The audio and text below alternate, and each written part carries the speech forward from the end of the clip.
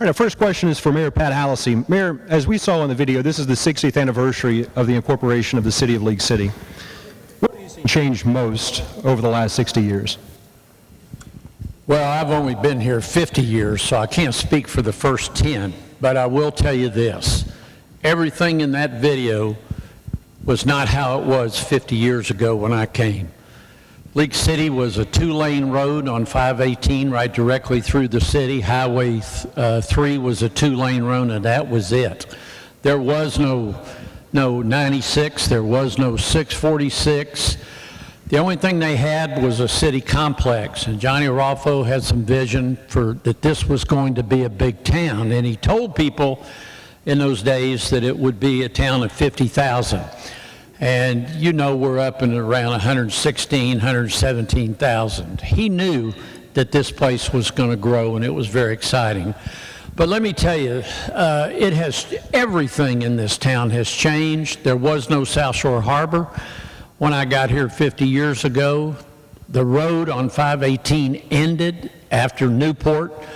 There was absolutely nothing on the other side of Ross Elementary School. There was nothing on the south side of town but the Italian families that farmed up until a couple years ago. And Galveston County Park was here, which is now Walter Hall Park. So the city has been transformed more than I could even describe to you, and I think all for the better. We are growing. We continue to grow. People want to live here. It is a great place to live and raise a family. Our faith community is strong here.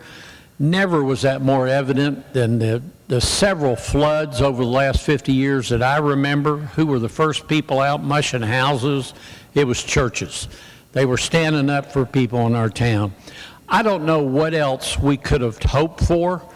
You know, we get a little contentious up at city council meetings sometimes, but that's what democracies do. We have differences of opinions, not a big deal, and that's why there are elections. But the city has just done phenomenally well, and not only the last 50 years, but you'll ask me later, I think the next 50 years are going to be the most exciting time. I'm happy to be here today, and let me tell you, my partner in crime, Janice, is here. Let them see your hands over there. And let me tell you, she has lived with me through the best and the worst of times, dealing in public service and my public health. Oh, and she's saying to hurry up. She always says, be quiet, you know. The only person to tell me that is Terry over here. But anyway, the city's outlook is, and I'll just cut to the chase, exceptionally good for the future. That is the state of the city. I don't want to repeat the things I said in years past, other than to tell you, for the last 6 years, I have sat up here and given you a state of the city. This will, in fact, be my last state of the city. I will be retiring in November, and there will be somebody else up here lying to you next time. So be sure and write your notes down. Anyway, thank you, Dan. Thank you, Mayor.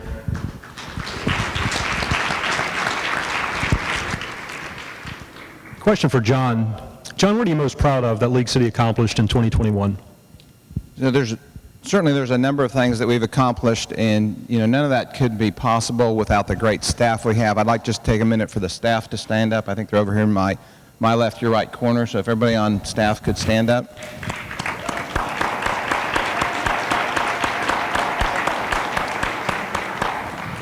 Thank you for all you do to make League City the very best.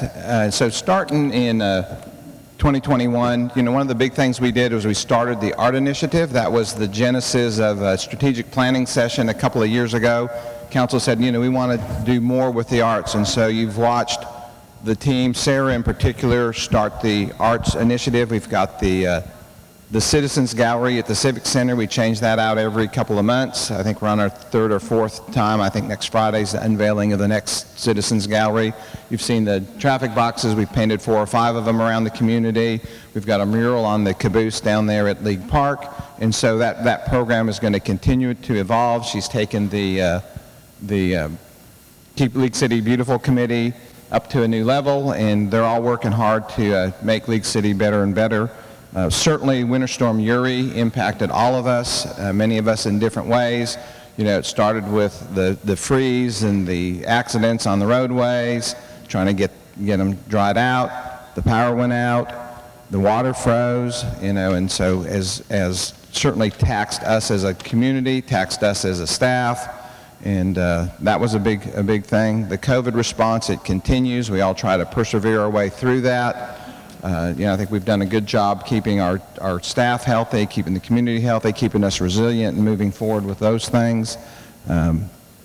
You know, we saw in the video the adaptive reuse of the old League City School there on Walker Street. Thank you, CCISD, Dr. Williams, and the school board for allowing us to take over that facility. We're going to have to invest some dollars before it gets open, but we're excited about that opportunity.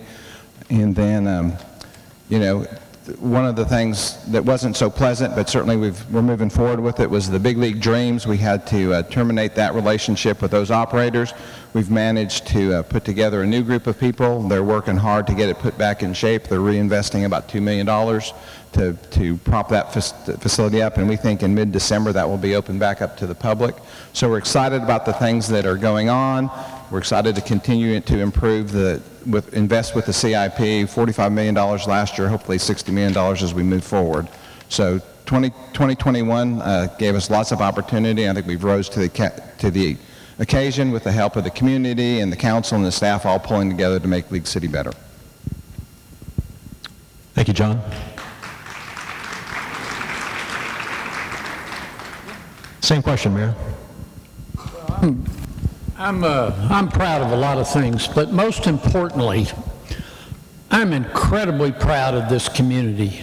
Let me tell you, the last 4 years have thrown us more curveballs than any city it all deserves to be stuck with, from the floods to the freeze last year, and everywhere we turned, COVID, the whole 9 yards, our community bound together. We faced those challenges together, and thank God it looks like we are moving out of the COVID range this year, and I'm very happy about that. We all took it serious.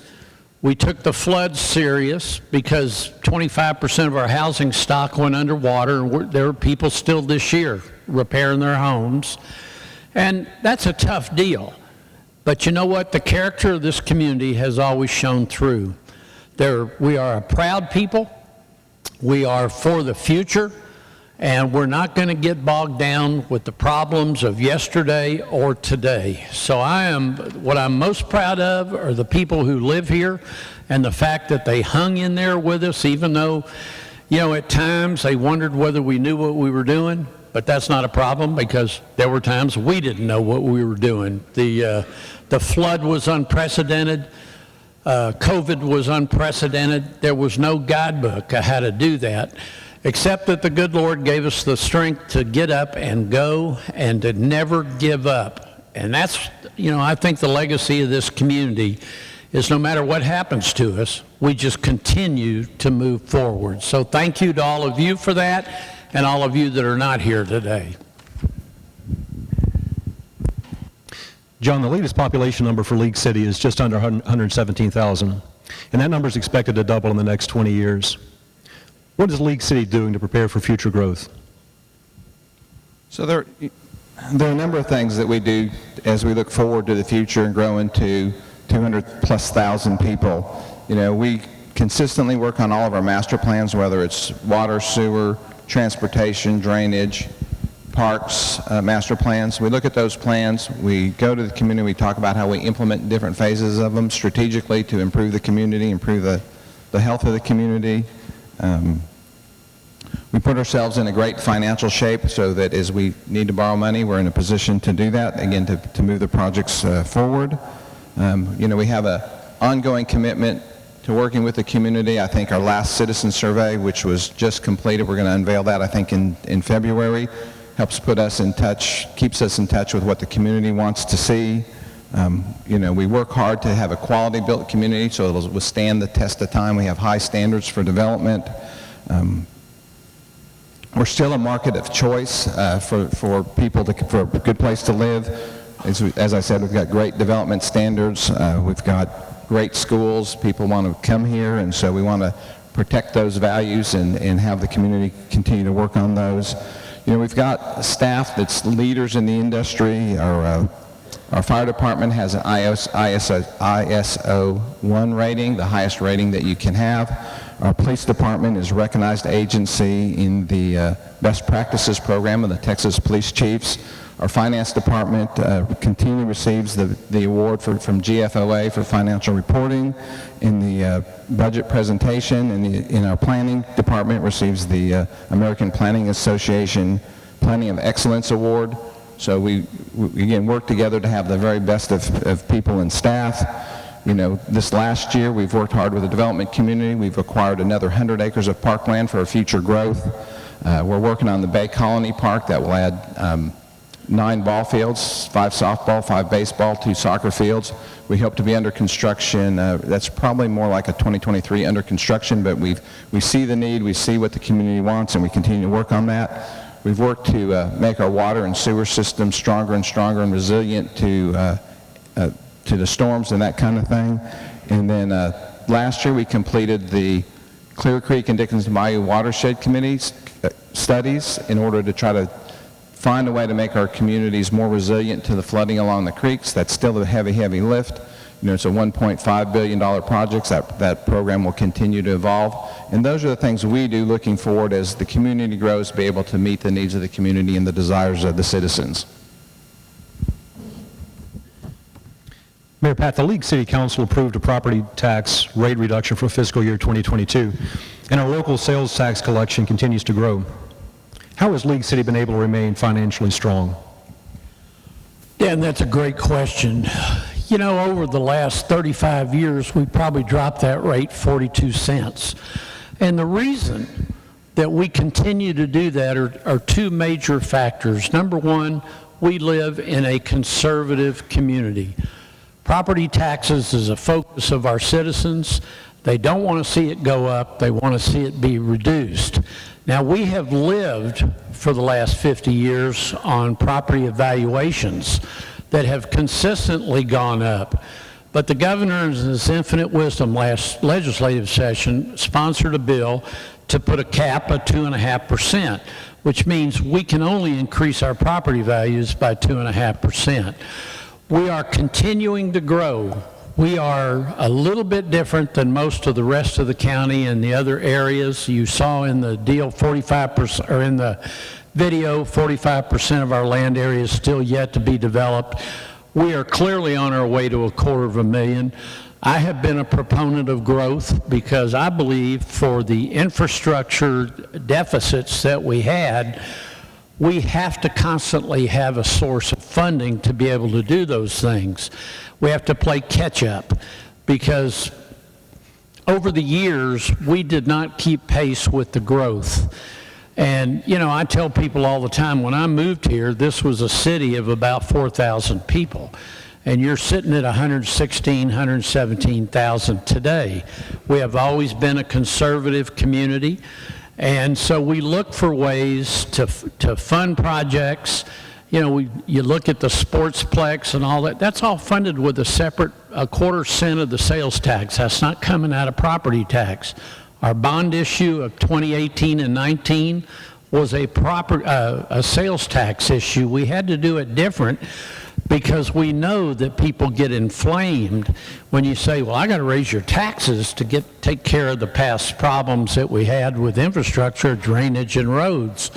So we tried to be clever. We tried to make it as easy on the people that we serve as we possibly could, staying within our lanes of conservatism.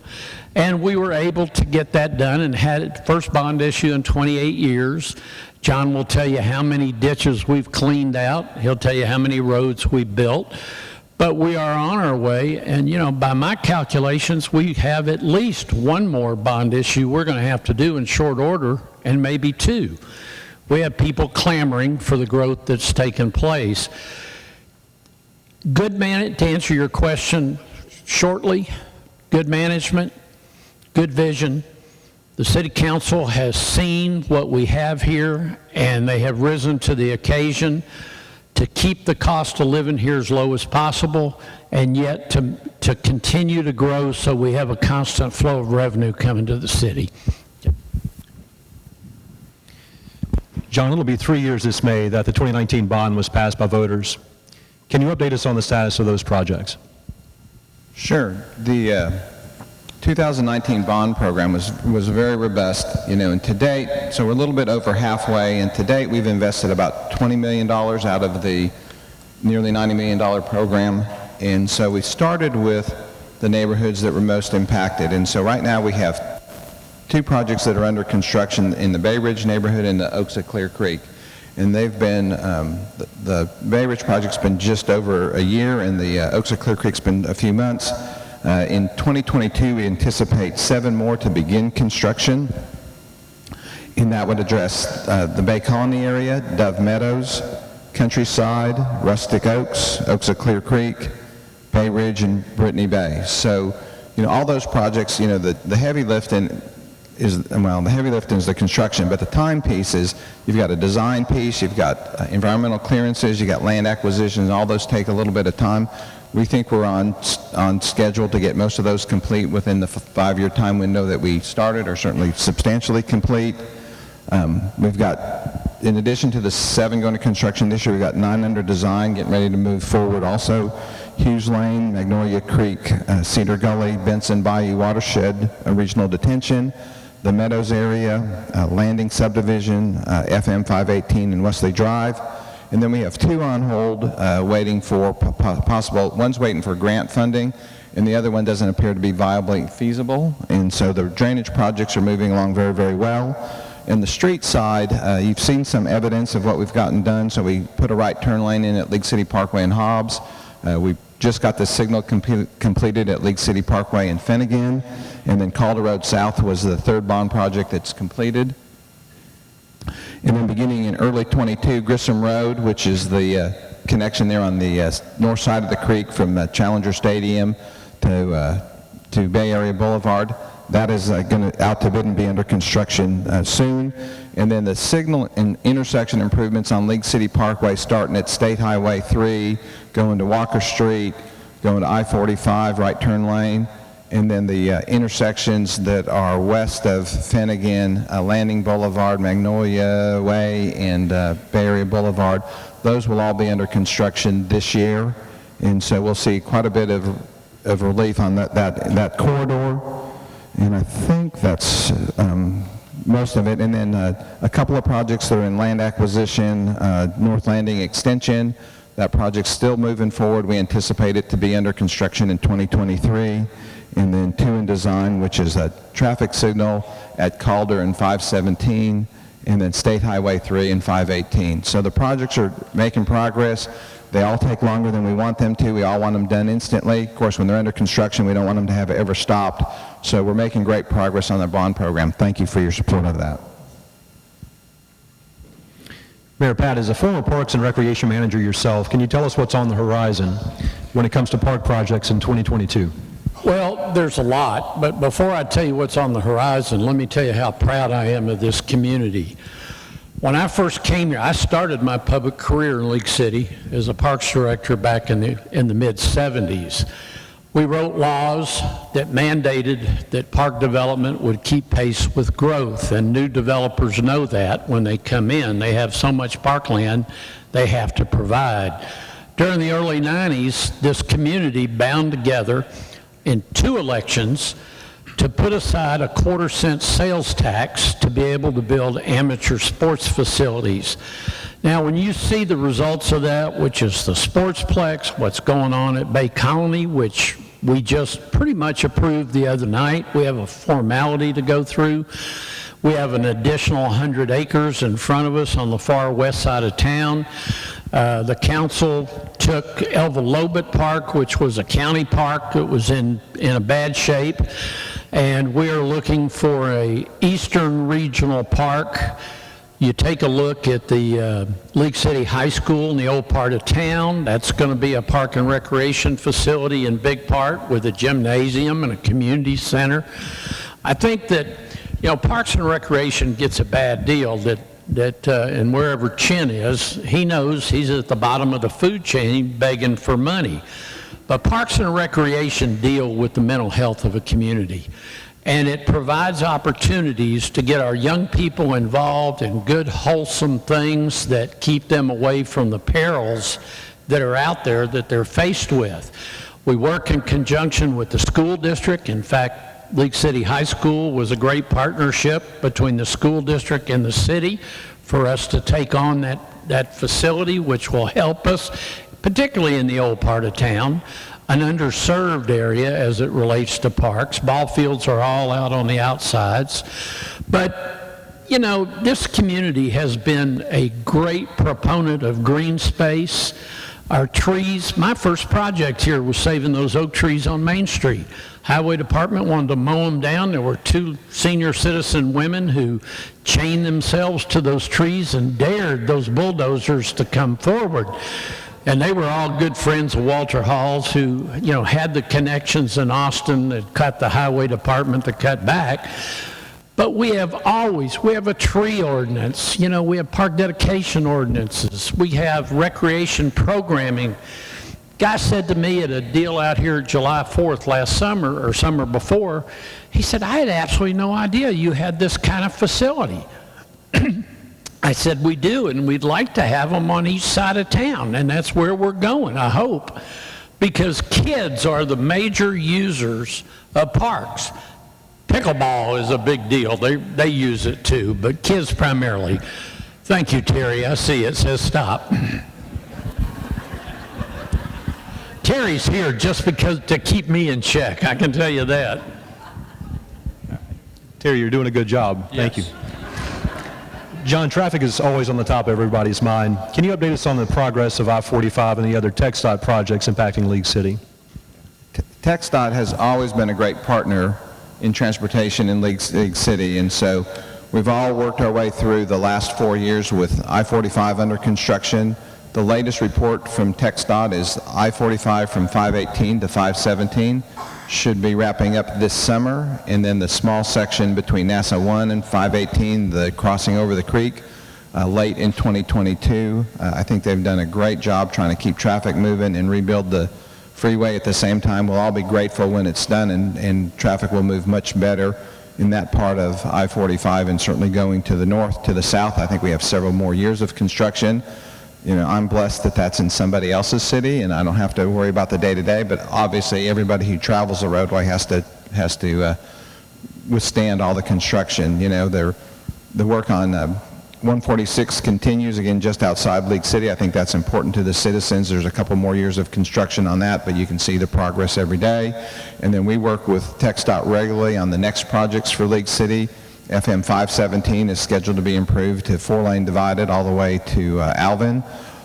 And again, there's still a couple years away. Again, there's land acquisition, it's funding, and all those kind of things, but we work diligently with TxDOT, so we're in a position to move forward with that roadway when the funding's there.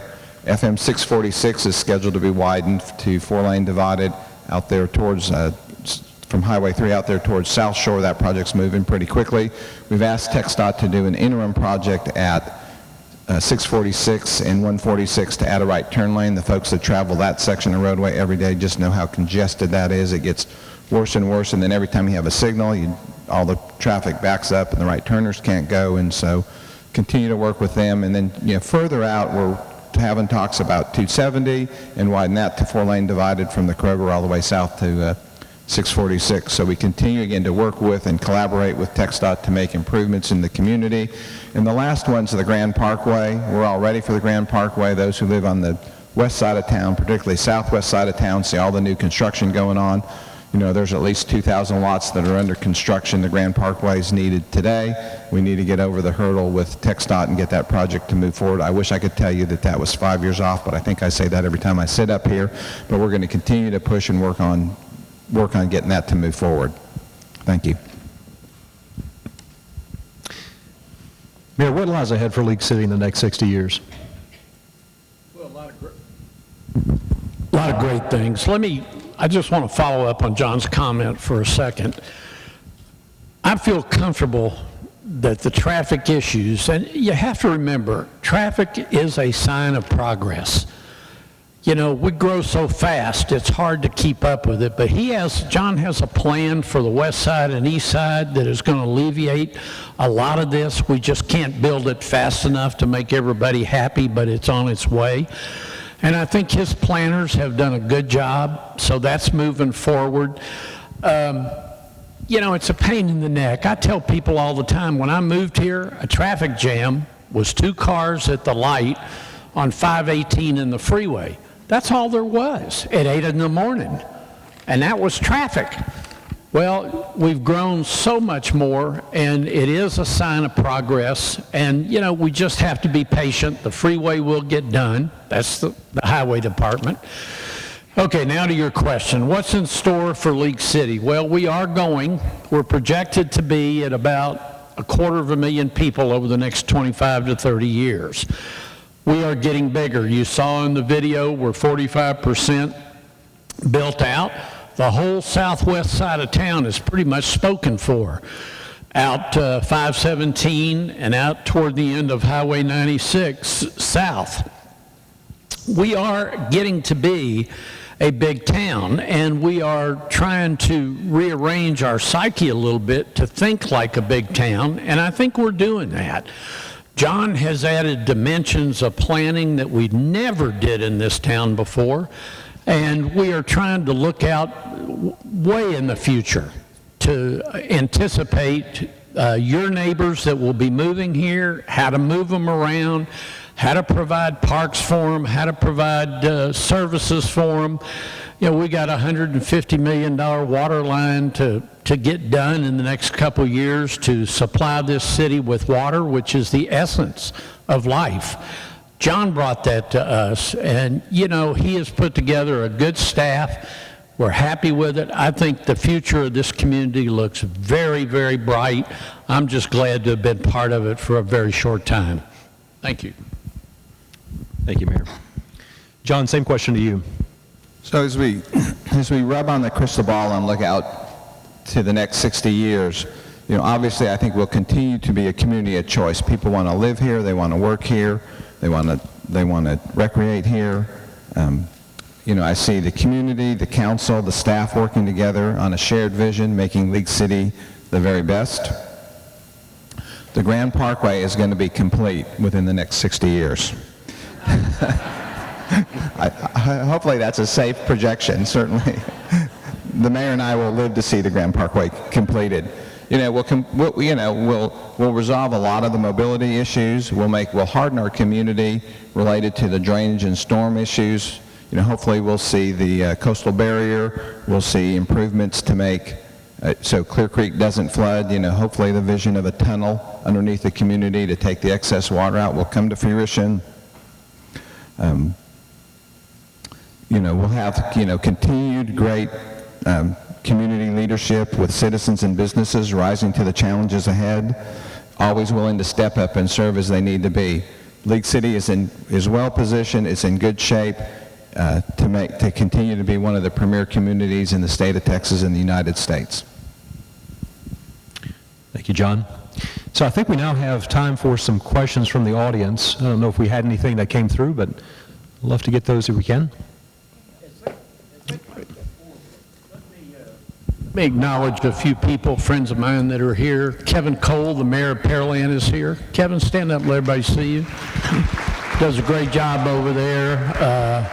Mike Foreman, who is the mayor of Friendswood, is here, and he's also president of the Mayor and Council Association. Mike, stand up, let everybody see you. Is Carl here? There's Carl Joyner, the mayor of Kemah. He's another good. Is there any other mayors here? Who? Kurt Otten is here? Where is he? I didn't see him yet. But Kurt Otten, who I've known since he was that big, is the mayor of Clear Lake Shores. So I welcome all of them here. Thank you. Oh, wait a minute.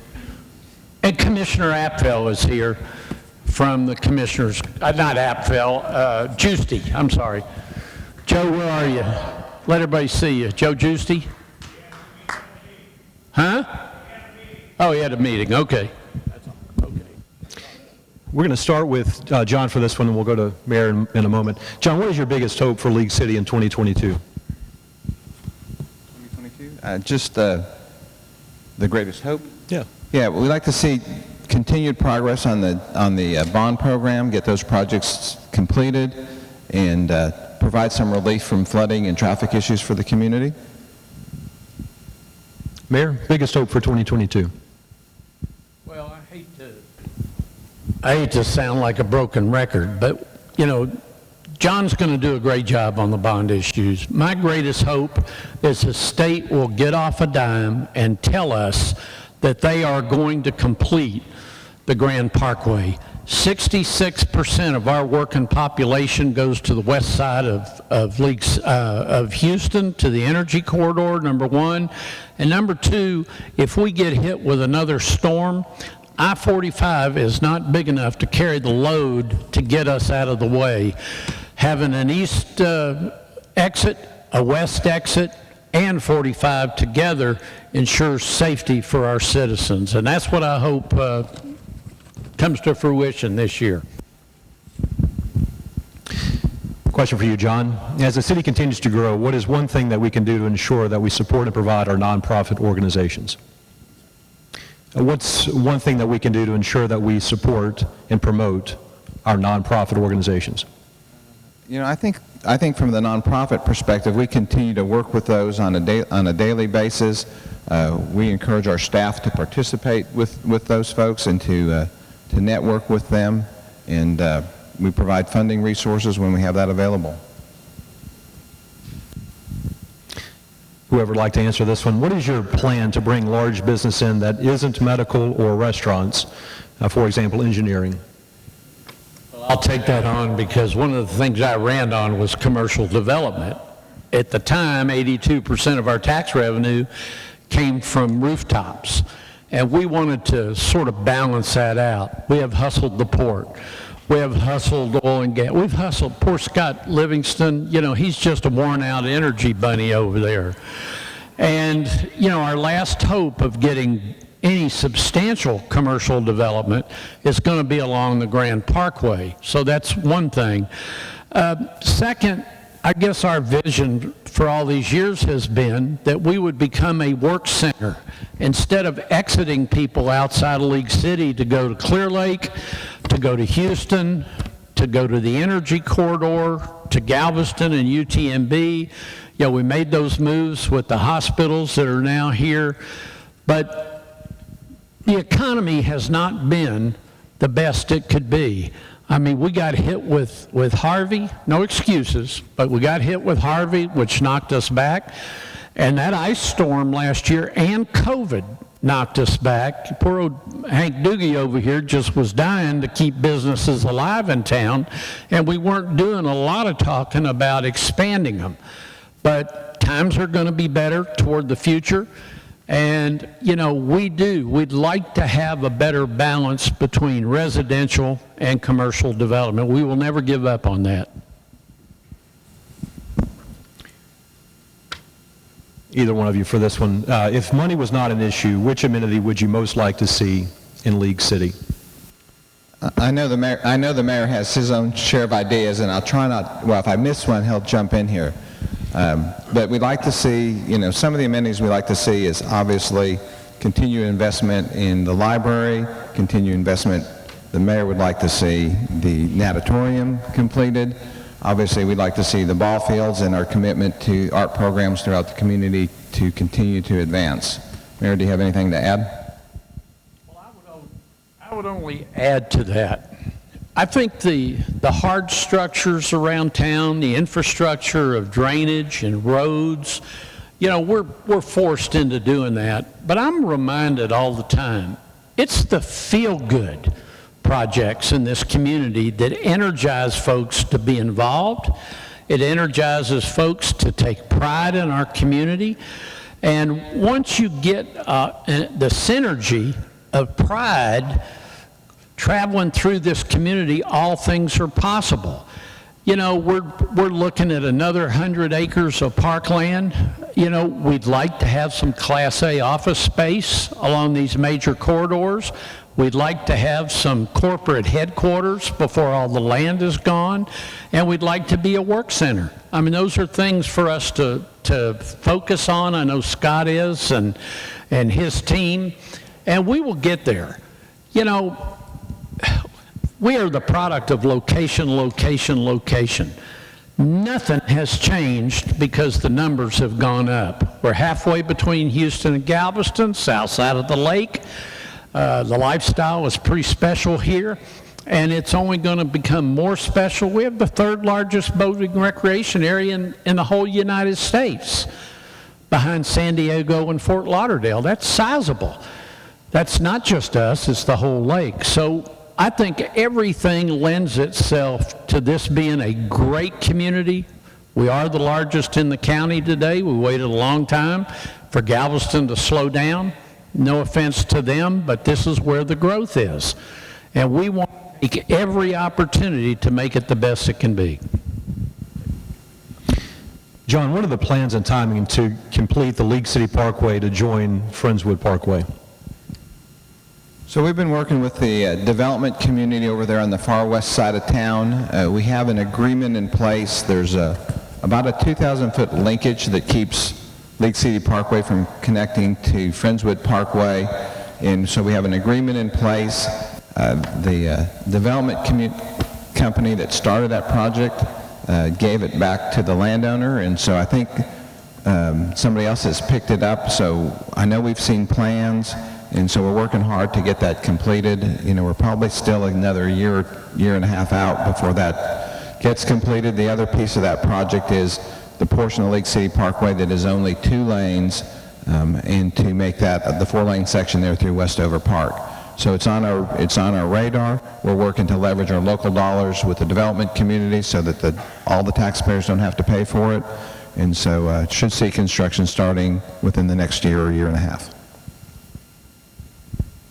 Mayor, are you working on any projects with the city of Galveston that will benefit all of Galveston County? Are you working on any projects with the city of Galveston that would benefit all of Galveston County?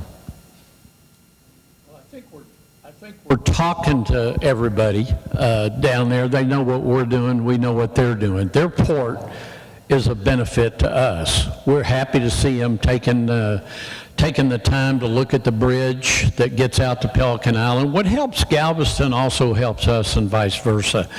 We are looking to build a county and a region, and we have really taken a regional approach to all of our activities. You know, Milliken spends a lot of time running around to these drainage meetings, and so does Mr. Doogie, who chairs the Dickinson Bio Drainage Committee.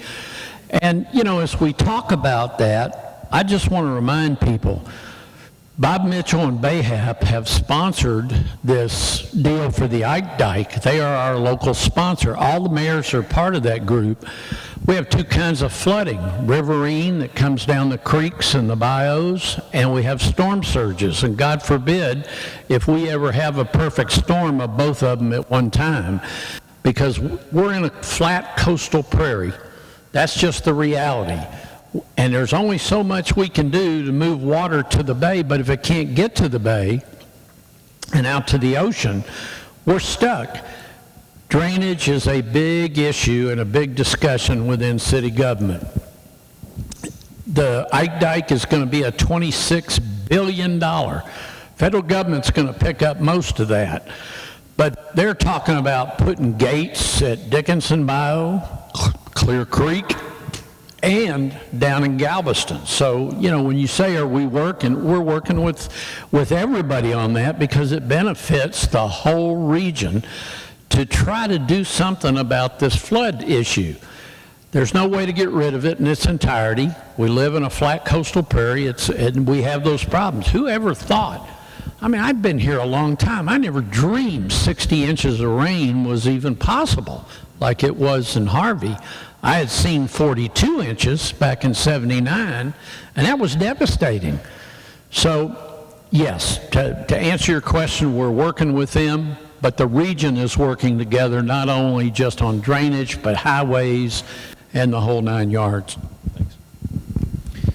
John, what's the timing for the Cabela section of I-45 to be complete? So again, I-45, we talked about it a little bit. It will not take me 3 minutes. But TxDOT's latest projection was I-45 from 518 to 517 should be complete late this summer. We have lived to see the end of that portion of the construction, so it's been a long 4 years. Will the Riverbend project cause any flooding issues? We don't anticipate any flooding issues from the Riverbend project. Obviously, when we add impervious cover to any development in the community, they have to offset that with detention. So they have to take dirt out to create a place for all that stormwater to go. You know, we have, since Harvey, we have enhanced our standards relative to storm flooding, relative to detention requirements. And so I think we've taken great steps to improve how we look at that science, and Riverbend will have to fall under the new standards. They'll have to plan for the Atlas 14, which added 50% more rainfall to anticipate, and obviously that adds 50% more detention, and then they have to add more freeboards. So you know, the ponds they built have to have 2-footer freeboard, again, factors of safety, and so we've gone a long way to, again, enhance our standards, to harden our community and make it more resilient to flooding, and Riverbend will have to follow those same standards. With mobility and water shortage issues in the city, we've allowed a lot of apartment complexes to be built. With more businesses, we would lower our taxes, and with more employment opportunities in the city, people wouldn't have to commute. So I think the question has to do with why allow so many apartment complexes to be built? Well, look, apartments, for the most part, are a center stage in the development of a community. When your average house cost, like it is in League City, is up to between $400,000 and $500,000, my perception of a perfect community is we live here, we have our children here, they go off to college. How nice it'd be to have our kids back here so that we could see our grandkids. I wouldn't have to go to Fort Worth to see my grandson. I wouldn't have to go to New York City to see my youngest daughter. You know, because there's no work here. They're going to different places. And I think what makes a community great are the families. And so, you know, you don't want to be overwhelmed with apartments, and we're not overwhelmed with them. We do get them coming in, and we do, you know, for crying out loud, I look at this stuff, when they charge $2,000 to $3,000 an apartment, one-bedroom apartment, I keep wondering why in the world are they living there when they could buy a house for that? But we are deficient in moderate income housing in League City. We've become a well-to-do community, not that that's all bad, but you know, you have to keep a check on apartments because they will take over. Some of them come with problems, not all of them, but some of them do. And, you know, it keeps poor old Gary Ratliff and his police department over there busy, running out there trying to keep people in line. But this council and past councils have taken a hard position. You got to have a good reason to have an apartment complex in League City. We just don't say, come on in. You got to have something substantial, and you know, we're getting upscale apartments in here. I don't know how long they'll last, but we're hoping for a while. And then just, you know, a couple other things, you know, as it relates to just development in general in the community. In the last couple of years, council has revisited all of our what we call capital recovery fees, or impacts those apartment communities put on the city as a whole, and so they have fees for transportation, they have fees for water sewer, and then they have fees for parkland. I think recently the council increased the park dedication fee per apartment unit from $2,000 to $3,000. So, I mean, they do impact certainly our community as a whole, but certainly they bring some resources to allow us to make improvements to the community as well. We've got time for 2 more questions. Safety is a huge priority for residents and businesses. What are we doing to maintain our city's safety as we grow? So, you know, safety, public safety, always important to the community. Chief Ratliff and Chief Lugo look at the community, look at the growth trends. They both have 5-year plans that they have put together. We've added resources to both of those departments and activities throughout there. They're engaged in the community. You know, the fire department obviously is volunteers, and so tremendous input from that. Gary has a couple of citizens, different citizens community. He has his police academy. I think it starts next week for those citizens that are interested. I think they've been doing that since the early 2000s, and also working on a diversity committee for the police department to enhance the relationship from the different diverse communities out there and to enhance our hiring processes. We have struggled a little bit with police hiring. Gary has an active plan on increasing that. I think, are you fully staffed, or you're very, very close as people come and go? And Gary's shaking his head yes, but he's close. And so they've increased the hiring, or decreased the length of time and increased the number of hiring cycles. And so again, we invest in that regularly. So I'm sure the mayor has something on that too. Well, I would just add, I think that's all pertinent and appropriate. One of the things this city does that I think is magnificent is we do a series of questionnaires back to the community. We have an outrageous amount of public hearings, and we're listening to what people want. And we know that public safety is a big deal. You know, it's not that we sit back and look at numbers of how many killings we have here or how many fires we have. It is the attitude of those who live here that they want themselves and their families to live in a safe environment. And so the city has responded to that. That fire department is second to none, and they're all volunteers. That'd be 10 to 15 cents on our tax rate more if we had to pay a full-time. And I've always said, I wouldn't go and vote for a full-time unless they came to us and told us they couldn't handle it. They've done a good job. Our policemen, 24/7, are out in these communities driving through. Take a look at, if you're interested, take a look at response times. They are Johnny on the spot. EMS is first class. I mean, if you have a medical problem, they are there for you. You know, and they run ambulances in all 3 parts of town, and they go to all these hospitals. Dan's Hospital, UTMB, Memorial Hermann, wherever they need to go to get people there quickly.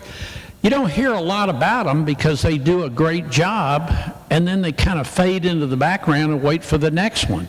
But I'm telling you, John has done a great job of putting together a staff that encourages people to be the very best they can be, but even more important, to give the very best service to the people who live here that can be given. Last question, and this one's from Libby Johnson. Mayor, you mentioned this would be your last State of the City. So Libby's question is timely. She said, can you tell us all how much you've enjoyed your time in office? Oh, I've had a great time. You know, I've done 2 stints as mayor back in 94 and 95. I cut my teeth on the wars of League City back when sewer plants were fiercely fought back in the 70s. And, you know, I looked out over my glasses and I saw what was happening. Houston was growing like crazy and expanding like crazy. We were a product of location. This city, people say to me, why do you do this year after year after year? Well, it's payment on account for what this city did for me. I came here, I got an opportunity to expand my vision in my small area of what could be done. I left here, went to the county for a number of years, and I came back here because, frankly, this is the most exciting place to be in all of Galveston County. It's growing. There's money here. There's people here who care about this community, and all I had to do was show the love for it that they showed me in the beginning and gave me a home. I raised my children here. I love the school district. Eric Williams is back here, the superintendent. And I tell people all the time, that school district is our #1 economic generator in this town. It is because of that district that people want to live here. Not because of me, not because of the police. I mean, all that's wrapped up. But it has been the proudest days of my life to stand up for this city. You know, I may have had other dreams when I was younger, but I am totally fulfilled that after 28 years, we got a bond issue passed and we can deal with the major issues in League City, and almost everything that I thought the city ought to be doing, they are doing. And, you know, I've served with some great people. I didn't always agree with them, but that's what a democracy does. We all have our way of saying it. But at the end of the day, there's not a person that I've served with that I don't believe feels as I do. We want League City to be all it can be. And it's not just in size, it's quality. And I'm just happy over my 50 years that I had a part to play in the quality that I see out there today. I know the next one's coming in will do exactly the same. Blessed with great staff, blessed with great leadership, and exciting times are ahead for this community. This chamber, for God's sakes, I was here when D. Scott was pulling people together back in the mid-'70s trying to talk up a chamber. And, you know, they ended up being a business association and then ultimately a chamber. And look at you today. We never had this kind of turnout for something going on. So my congratulations to all of you. You are the reason League City is what it is today.